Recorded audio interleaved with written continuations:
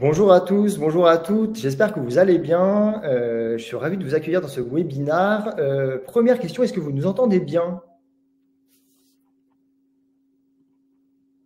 Vous pouvez le dire dans le chat. Oui, oui, parfait, super, merci beaucoup. Parfait. On s'assure que tout se passe bien dès le départ. Ravi d'être avec vous une petite demi-heure en ce jeudi matin. Je suis en direct chez Malte, je m'appelle Antoine, je travaille dans l'équipe Community. L'équipe Community chez Malte, c'est une équipe qui est dédiée à la communauté de freelance. Vous êtes plus de 500 000 maintenant en France, donc très important pour nous évidemment. Et je suis aujourd'hui accompagné de Anna. Bonjour Anna. Bonjour Antoine. Et qu'est-ce que tu fais chez Malte, Anna? Alors moi, je suis du coup consultante en recrutement chez Malte depuis 3 ans. Donc en fait, mon rôle, c'est de travailler avec les clients grands comptes de Malte pour les aider à trouver des freelances, donc souvent sur des missions plutôt long terme. Tu es dans une équipe qui est en lien avec la communauté de freelance et les clients. C'est ça, donc exactement. Le TJM, c'est quelque chose que tu vois oui, au quotidien. J'en parle tous les jours. Parfait, super. L'objectif du jour, bon, on s'est déjà présenté. L'objectif du jour pour nous et pour vous, j'imagine, ça va être de pouvoir vous donner un petit peu des tips, des conseils pour que vous puissiez au mieux définir votre tarif. On va avoir 15 minutes de présentation, ça va passer assez vite avec encore une fois des petits conseils pour que vous puissiez définir facilement votre tarif, vous comparer au marché, penser aux frais annexes, éviter un petit peu toutes les surprises que vous pourriez potentiellement avoir sur Malte, ou en tout cas sur ce que vous recevez en finalité. Et puis, on va essayer de se garder au moins un quart d'heure pour pouvoir répondre à vos questions en live. Pour cela, l'outil est plutôt bien fait. Vous avez un petit onglet questions en bas à droite. N'hésitez pas à l'utiliser pour poser vos questions parce que pour les suivre dans le chat, c'est un petit peu compliqué. Et surtout, dans cet onglet, vous pouvez voter pour les questions qui vous paraissent pertinentes, qui peuvent aussi vous concerner. Comme ça, on essaiera d'y répondre. Les questions qui sont le plus likées, entre guillemets, et puis toutes les questions, évidemment, si on peut essayer quand même d'être le plus généraliste possible pour qu'on puisse répondre à tout le monde. On ne pourra pas forcément rentrer dans les détails personnels de chacun. Donc voilà, essayer de penser un petit peu à l'ensemble de la communauté. On va essayer d'aller assez vite, assez parlé déjà, donc on va rentrer dans le vif du sujet. Juste petit mot, on vous enverra cette présentation par la suite dans la journée par email. Donc voilà, pas de nécessité de faire des captures d'écran ou de prendre des photos. Vous pouvez vous concentrer sur ce qu'on va vous raconter aujourd'hui. Premier conseil qu'on peut vous donner, en tout cas on le voit souvent chez Malte, c'est ce que nous disent les freelances au quotidien, c'est assez important de se comparer au marché. Ça paraît évident, mais voilà, c'est pas forcément facile pour tout le monde. Donc, comment faire pour vous comparer au marché, vous comparer à vos pairs? Sur Malte, on va vous donner déjà 2 petits conseils. Alors, les liens qui sont affichés ici vous seront envoyés dans la présentation également. Vous pourrez cliquer dessus, donc pas d'inquiétude. Mais sur votre profil Malte, donc si jamais vous êtes connecté là, vous pouvez vous rendre sur votre profil et aller tout de suite sur votre dashboard freelance. Vous avez un petit onglet qu'on a encadré en rouge sur la capture d'écran qui est un petit peu caché. Hein. On parle souvent avec l'équipe produit, donc ça ne saurait peut-être tarder à évoluer. Mais c'est le petit onglet qui s'appelle « Parcourir les profils ». J'espère que vous voyez bien la présentation. Et là, du coup, vous allez pouvoir effectuer une recherche un petit peu comme si vous étiez client. Donc, vous allez chercher peut-être un développeur Java, par exemple, si c'est ce que vous faites, indiquer votre localisation. Et du coup, vous allez avoir la page de résultats. On vous a mis encore une fois une petite capture d'écran et vous allez voir un petit peu les tarifs qui sont pratiqués par vos pairs, par les freelances qui font le même métier que vous. Ça, d'ailleurs, ce conseil, il est aussi valable pour l'optimisation du profil. Vous allez pouvoir voir les photos, les termes utilisés. Donc, ça peut aussi être un outil pour ça. Mais en tout cas, pour le tarif, ça peut déjà vous donner un ordre d'idée. Ça, c'est le premier conseil qu'on peut vous donner. Et ça, encore une fois, c'est directement sur Malte. Le second petit conseil qu'on peut vous donner, c'est lorsque vous complétez votre profil. C'est le conseil qui est à droite. Encore une fois, vous pouvez aller voir en live si vous avez besoin. Quand on va vous demander votre métier et votre tarif, on va vous donner un petit conseil. C'est noté juste en dessous, on vous l'a encadré encore une fois sur la capture d'écran, avec les tarifs qui sont pratiqués en moyenne par les freelances qui se situent dans votre région géographique et qui font le même métier que vous. Cette fourchette, elle est donnée avec un ordre d'idée, mais en tout cas, ça va vous éviter de faire, on va dire, une grosse erreur si vous n'avez absolument aucune idée du tarif que vous allez pratiquer, ce dont je doute quand même un petit peu, mais voilà, au moins, vous ne ferez pas de grosses erreurs Pour information, ce tarif-là, il est noté hors commission Malte, mais encore une fois, c'est bien expliqué, tout est bien noté, et il est noté en dessous ce que vous gagnerez une fois la commission Malte débute, mais on parlera de la commission un petit peu plus tard. Alors, je vois qu'il y a déjà une question de Sylvain. Alors, n'hésitez pas à utiliser l'onglet questions. Sylvain, là, je la vois dans le chat, mais parfois, s'il y en a beaucoup, on les verra moins. Très difficile déjà d'avoir un médian. Je te réponds tout de suite, tout simplement parce qu'il y a beaucoup de métiers différents, beaucoup de secteurs d'activité différents, beaucoup de localisations différentes. Et du coup, faire une médiane avec aussi bien des profils qui sont peut-être créateurs de contenu, graphistes, traducteurs, et d'autres profils qui seraient développeurs, architectes et autres, c'est vraiment très compliqué et malheureusement pas très pertinent. Donc, on ne va pas trop parler médian aujourd'hui pour le coup, parce que ce ne serait pas très révélateur pour vous. En tout cas, c'est ce qu'on a vu chez Malte jusqu'à présent. Deuxième petit conseil, et Anna, je pense que tu le vois de manière quotidienne aussi dans les opportunités que tu traites entre les freelances et les clients, en fonction du secteur, enfin des secteurs même, le tarif va évoluer. Il va évoluer en fonction du secteur d'activité. Il y a des secteurs d'activité qui parfois vont être plus favorables que d'autres, à des moments aussi plus favorables que d'autres. Il y a énormément de facteurs qui vont rentrer en compte, mais en tout cas, ça peut jouer. Et aussi, évidemment, en fonction du secteur géographique. Nous, on l'a remarqué chez Malte, en moyenne, les tarifs qui sont pratiqués sur la région parisienne sont plus élevés que les tarifs qui sont pratiqués en région. Alors, ça passe pas du simple au double, hein, mais on peut dire qu'il y a à peu près entre 15 et 20% parfois quand même de différence, tout simplement parce que voilà, sur Paris, il y a aussi beaucoup d'entreprises. Mais bon, c'est pas le cas tout le temps, mais c'est quand même à prendre en compte. La seniorité, alors là, pour le coup, c'est pas un secteur, mais évidemment, ça va rentrer en compte aussi. Voilà, vous êtes un freelance qui a X années d'expérience, forcément, ça se monnaie aussi. Les clients le savent et c'est plutôt positif. Et la région, du coup, ça, on en a parlé, la localisation, le secteur géographique. On parlait de l'Île-de-France où les tarifs sont parfois plus élevés, mais un avantage aussi des autres régions, peut-être le fait qu'il y a aussi moins de freelance disponibles sur le métier que vous faites. Donc, du coup, potentiellement, ça peut aussi être un avantage. Hein. Attention, ce n'est pas forcément un inconvénient d'être hors Île-de-France. Voilà ce qu'on peut vous dire déjà, les deux petits conseils globaux qu'on peut vous donner. Donc, vous comparez à vos pairs, évidemment, et vous comparez au marché par rapport aux différents secteurs. Je vais essayer de vous le partager tout de suite parce qu'il y a ce petit lien là qu'on vous a noté sur la présentation qui s'appelle le baromètre des tarifs. Je vais essayer de vous le partager tout de suite. Voilà, promouvoir en notification. Donc, normalement, en bas à gauche, vous avez reçu un petit lien vers le baromètre des tarifs. Et j'ose espérer que ça pourrait, du coup, peut-être vous répondre. Hervé, je vois que tu nous conseilles de filtrer par région et par métier, c'est gentil. Tu vas pouvoir le faire, du coup, directement sur le métier qui te concerne, la localisation qui te concerne, et du coup, obtenir des résultats qui vont être pertinents pour toi et pour tous, évidemment. Donc, voilà, encore une fois, c'est des moyennes à prendre aussi avec des pincettes. C'est ce qu'on a remarqué sur Malte, mais ça peut vous donner quand même déjà une bonne idée de ce que vous pouvez pratiquer si jamais c'est un petit peu flou pour vous. Donc, voilà comment sur Malte, on essaye de vous aider. Évidemment, pensez aux frais annexes. Et ça, Anna, toi, tu le sais bien sur les opportunités. Tu as l'habitude de voir un petit peu ça. Donc, je peux te laisser un petit peu la main, si tu veux, sur ce petit conseil. Oui, ça, on va dire que c'est pour déjà définir un TGM de base. Et dans ce TGM de base, vous devez inclure toutes les charges que vous avez quand vous êtes freelance. Donc, pensez par exemple que ça doit comprendre vos vacances potentiellement, quand vous ne travaillerez pas, la prospection, les tâches administratives. Ça doit tout englober de manière générale. Donc, ça, il faut y penser. Pas avoir de mauvaises surprises, avoir oublié un élément qui peut coûter cher, et notamment aussi sur les dépenses. Donc, tu le mentionnais, les outils, des cotisations évidemment que vous connaissez, les charges, l'assurance maladie, bref, toutes ces charges que vous connaissez, bien les anticiper, les inclure dans votre tarif, encore une fois, pour que tout simplement votre activité puisse vous être rentable, et parlez-en à votre comptable évidemment si vous en avez un. Ça peut toujours être évidemment intéressant. Les dépenses aussi peut-être annexes. Alors, sur Malte, parfois, ça peut faire l'objet de devis séparés ou de notes de frais. Non, ce qu'on pense aussi. plus par là, c'est peut-être les ordinateurs, tout le matériel, en tout cas, que vous pouvez peut-être lisser sur l'année, amortir sur l'année, mais voilà, qui font partie de votre règle de freelance et de votre matériel. Ça, il faut peut-être l'inclure d'une manière ou d'une autre dans votre TJM.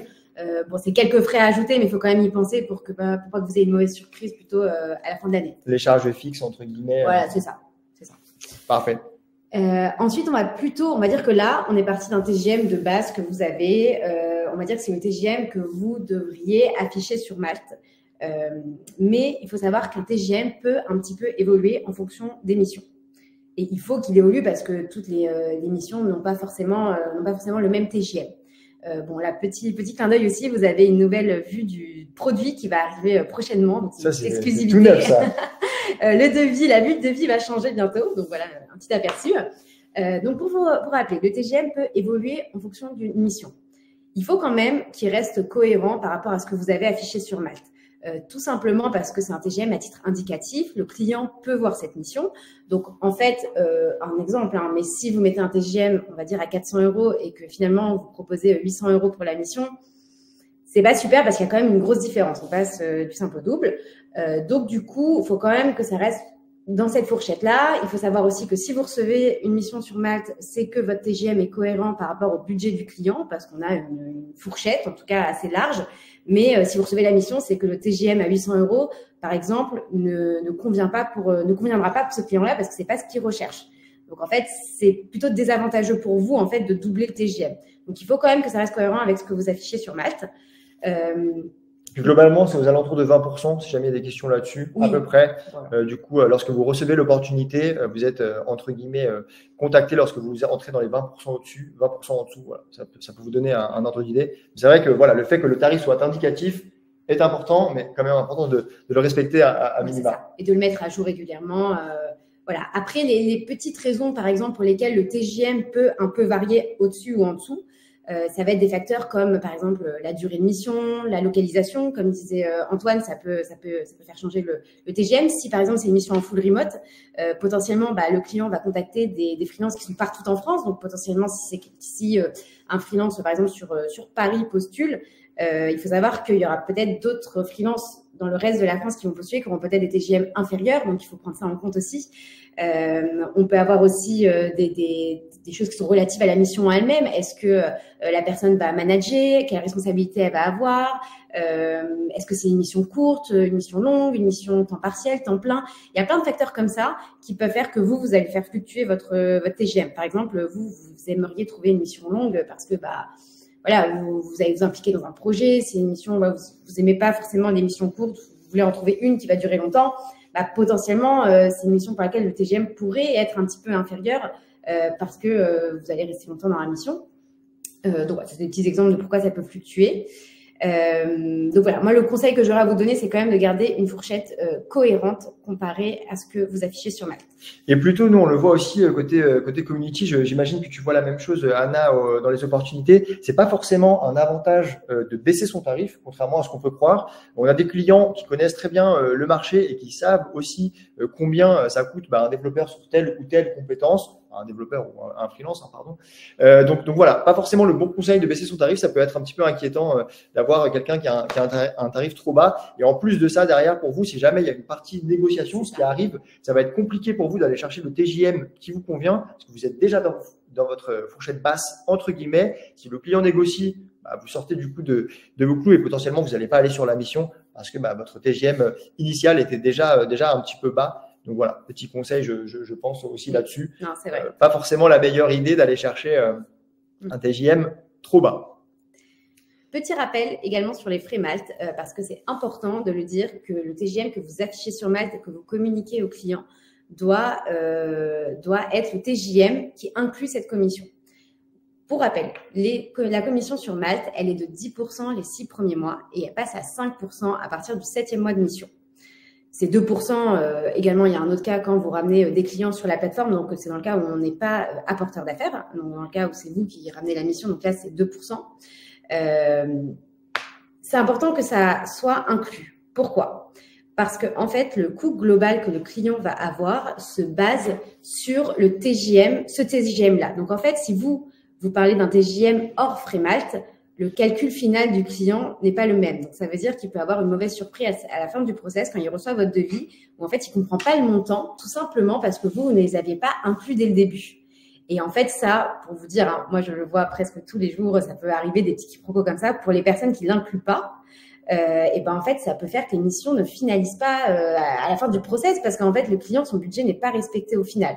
Donc, le budget que vous affichez sur Malte et que vous communiquez au client, il faut toujours qu'il inclue ces frais-là pour pas avoir de mauvaises surprises. Et ça, en plus, c'est plutôt bien fait sur Malte. On vous a mis la capture d'écran. Lorsque vous estimez, votre devis, on appelle ça la calculatrice chez Malte. Vous avez vraiment par ligne le détail, donc le total hors taxe de votre prestation, la TVA, si jamais vous êtes assujetti à cette taxe, et ensuite, le total TTC, les frais Malte hors taxe, les frais Malte TTC, et ce que vous recevez. Donc, voilà, on vous le note en gros, vous recevez TTC, cette somme-là. Donc, normalement, si vous avez bien suivi l'édition de devis qui est obligatoire pour contractualiser sur Malte, vous n'avez pas de surprise sur le TJM que vous recevez et du coup, votre client n'a pas de surprise quand il reçoit votre devis.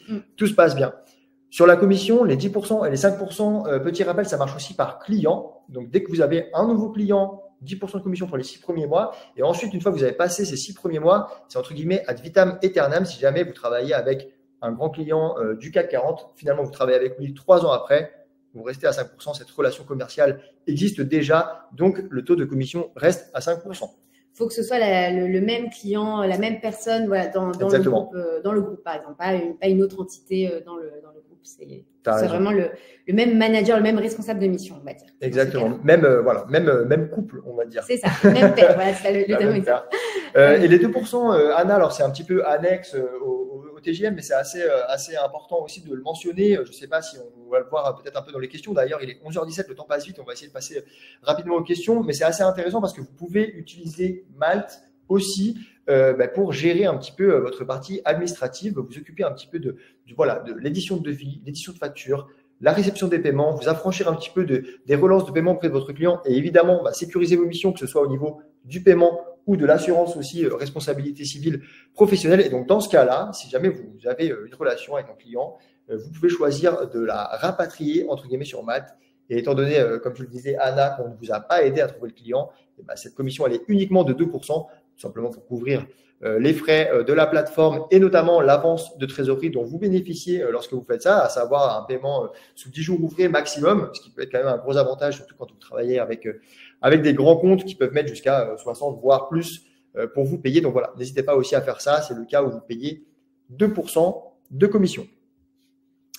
Nos ressources, alors là, encore une fois, elles ne sont pas cliquables directement à l'écran, mais vous pourrez le faire cet après-midi lorsqu'on vous enverra la présentation, donc pas d'inquiétude. Le baromètre, on l'a déjà partagé. J'ai vu qu'il y avait des petits conseils sur des métiers qui ne sont pas inclus et autres. Donc, merci beaucoup pour vos retours déjà. On va s'en inspirer. On a la liste de tout le chat, donc on regardera ça avec attention. Nos événements qu'on fait régulièrement chez Malte pour poser vos questions, que ce soit en live ou en ligne ou même dans nos bureaux parisiens et régionaux. On a des bureaux un petit peu dans toute la France et dans toute l'Europe maintenant. Et aussi aller plus loin pour optimiser votre activité avec l'ensemble de nos partenaires. Ça, c'est assez important. Aussi, on parlait tout à l'heure des comptables. Et on a des partenaires, par exemple, comptables qui peuvent un petit peu vous faciliter la vie, qui sont aussi intégrés avec nos outils. Donc voilà, vous pouvez choisir Malte, choisir un partenaire et du coup, vous êtes un petit peu affranchi sur toute cette partie administrative. On passe aux questions. On passe aux questions. Anna, c'est parti. J'espère que ça vous a plu cette petite présentation. C'est la première fois qu'on fait ce webinaire sur le taux journalier moyen. Donc n'hésitez pas à nous dire ce que vous en pensez. Vous aurez un petit questionnaire évidemment à la fin. Et du coup, vos questions. Donc pour ceux qui n'étaient peut-être pas là au début, utilisez bien l'onglet questions. C'est là qu'on va se rendre et à voter pour les questions qui vous semblent les plus pertinentes. On va tout simplement les trier par vote pour essayer de répondre au plus grand nombre. Première question de Carole. Bonjour Carole, merci d'être là. Comment fixer des TJM pour des pays à l'étranger, par exemple? Alors ça, c'est une très bonne question qui revient assez régulièrement sur Malte. Le fonctionnement sur Malte actuellement pour les pays à l'étranger, il est assez simple. Vous ne pouvez pas indiquer sur votre profil Malte français que vous pouvez travailler, par exemple, à Munich ou à Madrid. Ça, c'est une décision qui a été voulue actuellement par nos équipes techniques tout simplement pour éviter d'avoir une concurrence entre guillemets déloyale sur des tarifs journaliers, des taux journaliers qui seraient vraiment trop différents. Je pense notamment à l'Espagne, par exemple, comparé à la France, il y a des tarifs qui sont quand même bien inférieurs. Et du coup, si on faisait ça, on mettrait un petit peu en concurrence les freelances français avec les freelances espagnols, on tirerait les prix vers le bas. Donc, à date, ce n'est pas possible. Vous pouvez le faire uniquement si vous êtes vraiment frontalier. Il y a une notion de kilomètres qui vous permet, par exemple, de travailler à Barcelone si vous êtes localisé à Perpignan. Mais en tout cas, si vous notez, par exemple, que vous êtes basé à Paris, vous ne pouvez pas dire que votre ville secondaire est Berlin pour cette raison de tarif-là. Voilà, j'espère que ça t'a répondu, Carole. Sinon, du coup, le baromètre des tarifs, il existe sur les autres domaines de Malte. Donc, pour pallier un petit peu à ce fonctionnement, il y a un domaine Malte par pays. Donc, Carole, si jamais pour toi, c'est important de travailler sur le marché allemand, par exemple, et ce que je te conseille de faire, c'est de créer un second profil sur malte.de, tout simplement, et de t'adapter un petit peu au marché allemand. Ça fait un petit peu de travail de créer un second profil. C'est pas forcément un conseil qu'on prodigue, mais c'est une solution. Et c'est un des seuls cas, un des rares cas où on conseille de créer deux profils. C'est si jamais vous souhaitez travailler dans deux pays différents. Du coup, tu pourras consulter le tarif des baromètres allemands, tout simplement. Amal. Y a-t-il des personnes chez Malte dont le rôle est de nous aider à optimiser notre profil de manière personnalisée en one-to-one? Alors, c'est une question qu'on a souvent. On n'a pas de personnes qui sont vraiment spécialisées pour ça. En revanche, on a plein d'outils qui permettent de vous donner des réponses. Donc, notamment, il y a le webinaire Premier Pas que Antoine fait aussi pour les nouveaux inscrits sur Malte, qui est d'ailleurs en replay sur YouTube. Donc, vous pourrez le consulter. Moi, si je peux te donner un conseil comme ça, en tout cas sur le profil Malte, pour l'optimiser au mieux, c'est vraiment de faire un profil où vous vous démarquez en fait et vous mettez en avant votre spécialité. On a de plus en plus de freelances inscrits sur Malte. On a des freelances sur Malte, beaucoup qui font le même métier. Je vais prendre un exemple de quelqu'un, on prend souvent l'exemple de développeur parce qu'on en a beaucoup sur Malte, mais par exemple un développeur, dans l'intitulé, moi ce que je conseillerais aux développeurs, c'est de mettre vraiment ce sur quoi il est spécialisé. Développeur Java, développeur back-end, tech lead, API, vraiment mettre le domaine qui vous différencie pour que vous puissiez être plus facilement trouvé par les clients ou par notre produit par rapport à une mission. Exactement, vous allez mieux ressortir dans l'algorithme avec une spécialisation et je pense que tu le vois au quotidien. En général, quand le client vient sur Malte, il a quand même besoin d'une expertise, il va quand même payer un certain montant pour réaliser un projet. Et donc, du coup, en général, il y a quand même une base qui a été établie, une stack, par exemple, technique, ou alors une charte graphique, par exemple, un cahier des charges qui a déjà été défini. Donc, effectivement, se spécialiser un petit peu, ça va vous permettre de mieux matcher, entre guillemets. Et donc, ça, tu l'as très bien dit. On le fait pas de manière one-one, tout simplement, parce que vous êtes très nombreux sur Malte. On aimerait bien le faire. Mais on le fait en tout cas de manière quand même personnalisée. Donc, via ce webinaire qui s'appelle Premier Pas, je vous ai envoyé le lien sous forme de notification et vous pourrez aussi évidemment le trouver sur Malte. Donc, n'hésitez pas à participer à ce webinaire. Il est aussi en replay sur YouTube. Donc, voilà, si ça peut vous aider avec grand plaisir. Une question de Pierre-Louis qui a été pas mal votée aussi. Bonjour Pierre-Louis, merci d'être là. Après un an de mission, le client peut parfois demander une révision du TJ à la baisse. Comment, au contraire, le tirer à la hausse, surtout si le TJ actuel est perçu comme élevé? Ça, Anna, j'imagine que c'est des demandes que tu reçois. Oui, je peux recevoir ce type de demande. Ça va dépendre du contexte aussi. On sait que ces dernières années, le contexte économique a pu être compliqué. Donc, c'est possible également que les clients aient une demande de revoir les TJM les années suivantes, là où beaucoup de freelances voudraient l'augmenter, ce qui se comprend aussi. Là, je dirais que c'est vraiment une discussion à avoir avec votre client, d'essayer de… c'est le même conseil que je donnerais dans le marché du travail, de faire valoir votre force. Pourquoi est-ce que vous justifiez d'une augmentation de TJM? Pourquoi est-ce qu'une baisse de TJM pourrait au contraire vous démotiver ou en tout cas vous faire être moins impliqué, moins engagé dans la mission? Donc là, c'est vraiment une discussion. Il y a pas de solution vrai conseil. C'est malheureusement des fois, on a des clients qui rencontrent des difficultés économiques et donc du coup, pour garder le freelance, ils sont obligés de faire des coupures budgétaires et ça passe par peut-être réduire le TJM. Par moment, ça peut être malheureusement d'arrêter la mission aussi. Ça peut arriver de passer Et pourquoi pas, voilà, un tip que je pourrais te donner aussi, c'est proposer un 4/5e. Donc peut-être ça pourrait faire en sorte que le client, il dépense moins et que toi, à côté, tu retrouves une mission d'un jour par semaine, éventuellement pour compenser la perte de tes JM. Je pense qu'il y a des solutions à trouver. Après, bien sûr, il faut que ta charge de travail s'adapte à du 4 jours par semaine. Donc, c'est pour ça que c'est vraiment une discussion à avoir. Je pense que si ça fait 1 an que tu es en mission avec ton client, du coup, tu as une bonne relation avec lui. Donc, voilà, le conseil que je pourrais t'avoir, c'est de bien communiquer. Et assez en amont aussi, ça peut être important. Voilà, si c'est notamment des grands clients, ils ont des budgets qui sont définis assez longtemps à l'avance avec la finance, etc. Et donc du coup, bien anticiper ce genre de demande, ce genre de questions, parce que parfois, malheureusement, ça peut être aussi des refus pour des questions tout simplement budgétaires qui auraient pu être potentiellement plus anticipées. Donc négociation finalement un petit peu classique entre guillemets. On a également une question d'Erwan. Le prix que vous indiquez, à savoir notre TJ plus vos frais, est-il le prix que le client va payer? C'est ce que tu disais tout à l'heure, Anna. Alors, c'est une très bonne question.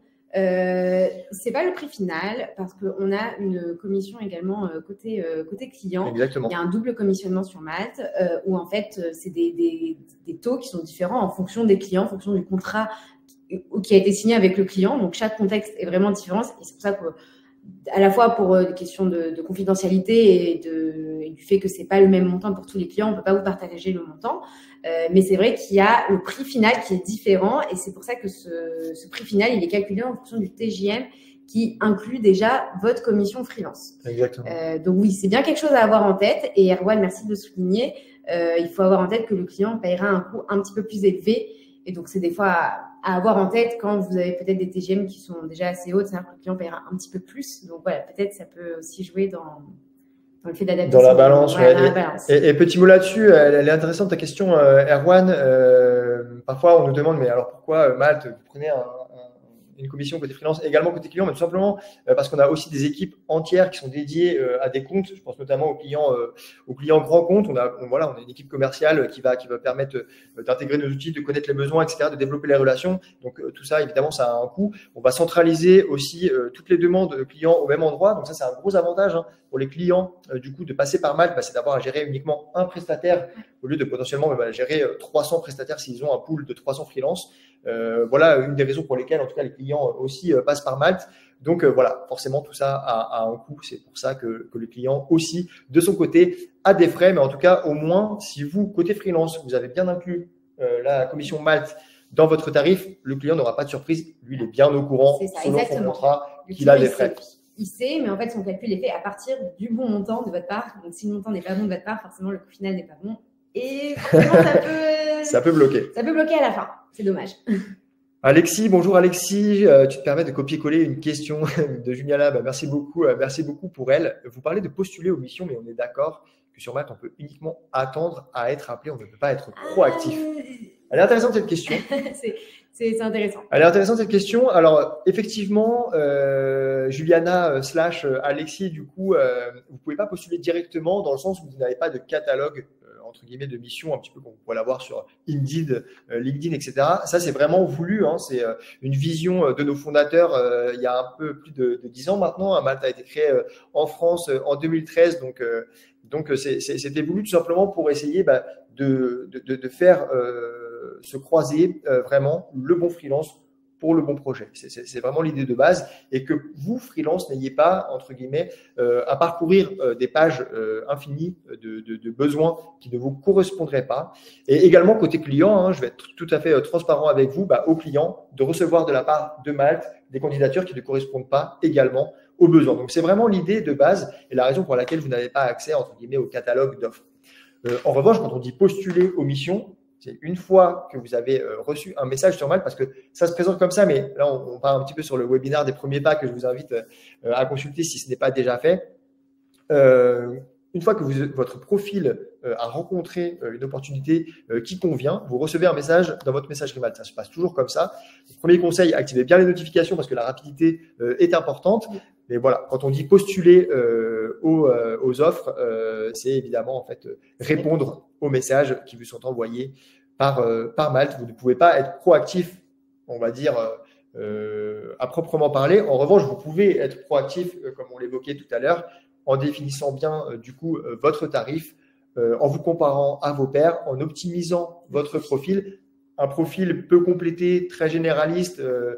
Je prends un exemple aussi, tu parlais des développeurs tout à l'heure, mais de dire chef de projet. Alors voilà, chef de projet, c'est extrêmement vague et il y a très peu de chances que vous ressortiez dans nos résultats et que le client choisisse votre profil avec un intitulé de poste comme cela. Si j'avais un conseil à vous donner, quand vous complétez votre profil, j'aurais tendance à dire, essayez de vous mettre à la place du client et de se dire, OK, sur quels critères je choisirais ce profil-là, et du coup, vous appliquez à votre profil ces conseils-ci en fonction évidemment des missions que vous cherchez. S'il y a une chose à retenir qu'on pourrait vous conseiller, je pense que c'est ça. C'est important à ce moment-là de mettre sa casquette de recruteur.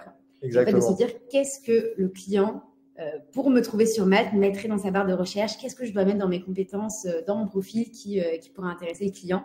Et en fait, c'est comme ça que vous allez ressortir dans notre algorithme et dans la recherche du client. C'est comme ça que vous aurez une proposition de mission. Et c'est là où vous pourrez postuler / répondre pour candidater. Et il faut savoir aussi que, comme Antoine le disait, le temps de réponse, le fait de répondre tout juste, tout simplement le fait de répondre, en fait, ça va aussi jouer dans le fait que vous ressortiez dans l'algorithme. Si par exemple vous recevez des missions mais que vous ne déclinez pas les missions si elles vous intéressent pas, en fait ça va baisser le fait que vous soyez contacté aussi. Donc c'est important d'être réactif, c'est important de répondre même quand c'est négatif. Exactement. Ça c'est très important ce que tu soulignes. Le fait de décliner une mission sur Malte n'a pas d'aspect négatif. Des fois on l'entend un petit peu sur les réseaux ou dans les freelances. Au contraire, on va voir que vous avez refusé pour une bonne raison, que vous indiquez d'ailleurs quand vous refusez une opportunité sur Malte, vous indiquez la raison pour laquelle vous la refusez. Ça va nous permettre, nous, de nous nourrir de ces raisons-là pour potentiellement vous envoyer des missions qui correspondent plus sur tel ou tel critère. On dépasse un petit peu le temps, mais étant donné que c'est la première fois qu'on fait ce webinaire, on va accorder encore quelques minutes à vos questions. On ne pourra peut-être pas répondre à tout le monde, mais en tout cas, on va essayer de le faire parce qu'on est content d'être avec vous. Et on va essayer de répondre du coup à une question de Michel. Bonjour, l'assurance RC Pro peut-elle être souscrite une fois la mission contractualisée? Et est-ce que l'absence de RC Pro dans le profil pénalise la sélection de profil? Alors là, du coup, Michel, pas du tout. Aucune pénalisation, étant donné que lorsque tu contractualises sur Malte, la RC Pro est incluse, elle fait partie du coup de la commission que tu vas payer si tu contractualises sur Malte. Donc aucun problème au niveau de l'assurance, car si tu contractualises sur Malte, ta mission sera assurée. Le client le sait et c'est aussi un avantage pour lui de savoir que tous les profils qui travailleront via Malte sont assurés. Voilà Michel, ce qu'on peut te dire sur l'assurance. Et aux autres d'ailleurs qui avaient voté ta question. Super. Une question d'Erwan qui peut être intéressante et qui va, alors peut-être pas parler à tout le monde, mais c'est aussi peut-être important de parler de Malte Stratégie, parce qu'on n'en a pas parlé. Les TJM sur Malte Stratégie sont-ils plus élevés en moyenne et comment fait-on pour intégrer Malte Stratégie, Anna? Alors, les profils sur Malte Stratégie sont des profils en fait qui ont travaillé notamment au sein de cabinets de conseil sur des rôles de management de transition, par exemple, des expertises sur certains domaines précis. Donc, par définition, c'est des profils qui sont peut-être un peu plus seniors sur du coup un autre secteur d'activité, comme on disait au début. Donc oui, par définition, c'est des TGM qui sont plus élevés. Et pour intégrer Malte Stratégie, on vous remettra suite à l'échange la procédure, on pourra vous envoyer. Mais voilà, il faut rentrer du coup dans cette communauté de Malte Stratégie. Il faut savoir que pas tout le monde est éligible de faire partie de la communauté Malte Stratégie. C'est la grosse différence avec Malte, entre guillemets, comme vous le connaissez, à savoir Malte qui est une plateforme du coup ouverte sur laquelle n'importe quel profil va pouvoir s'inscrire, alors que Malte Stratégie, du coup, comme tu le dis, est réservé à certains critères. Voilà, c'est ça. C'est des critères qui sont vraiment très, très précis. Mais donc, du coup, il y a toute une équipe chez Malte qui s'occupe également de échanger avec les personnes qui veulent candidater à la branche Malte Stratégie de Malte. Exactement. Du coup, donc on vous enverra à la suite de la présentation le récap pour si vous souhaitez du coup candidater, si vous êtes éligible à cette branche de Malte. Bien, les TGM ne sont pas forcément plus élevés. Alors, si c'est des missions très stratégiques, évidemment que ça a un coût, mais ça va dépendre, voilà, encore une fois, de nombreux critères. Et du coup, comment fait-on pour intégrer Malte Stratégie techniquement lorsque vous créez votre profil sur Malte? Vous allez pouvoir soit le demander, soit Malte, en finalité de la création de votre profil, va s'apercevoir que finalement, vous correspondez plus aux critères de Malte Stratégie et va vous dire « Coucou Erwan, nous te conseillons de t'inscrire sur Malte Stratégie. Voici la procédure à suivre. Quelqu'un va te contacter, etc. etc. » C'est encore une fois plutôt bien fait. Donc, voilà les petites différences entre Malte et Malte Stratégie. Mais ça dépend vraiment de votre métier. Ce n'est pas du tout, on va dire, un aspect forcément positif d'être sur Malte Stratégie. Ça dépend tout simplement de ce que vous faites. Je pense qu'il est 11h35, on va devoir vous laisser. On espère qu'on a répondu au plus grand nombre. Vous allez recevoir un questionnaire de satisfaction suite à ce webinaire. Donc, n'hésitez pas à nous dire ce que vous en avez pensé pour qu'on puisse aussi s'améliorer, étant donné que c'était la première fois, encore une fois, qu'on le faisait. Vous allez recevoir la présentation dans l'après-midi. Merci beaucoup d'avoir été avec nous aujourd'hui. Merci beaucoup, Anna. Merci, Antoine. C'était un plaisir d'être avec vous et avec toi. Et on espère du coup vous revoir bientôt sur Malte. N'hésitez pas à regarder le webinaire Premier Pas. Si jamais vous avez des questions du coup sur l'optimisation de profil, à consulter toutes nos ressources et évidemment à passer nous voir aussi parce que nos locaux parisiens situés à côté d'Opéra vous accueillent gratuitement dans un cowork qui est ouvert à toute la communauté de freelance sur Malte, que vous soyez en mission ou pas. Il y a un site pour réserver, vous le trouvez sur Malte, donc n'hésitez pas à vous réserver votre place. Obligé de réserver par contre. Au cowork. En avance. Donc, en avance. Mais voilà, vous pouvez venir nous voir en live au cowork et également travailler avec vos pairs si ça vous intéresse. Merci à tous, merci Anna. À bientôt. À la prochaine.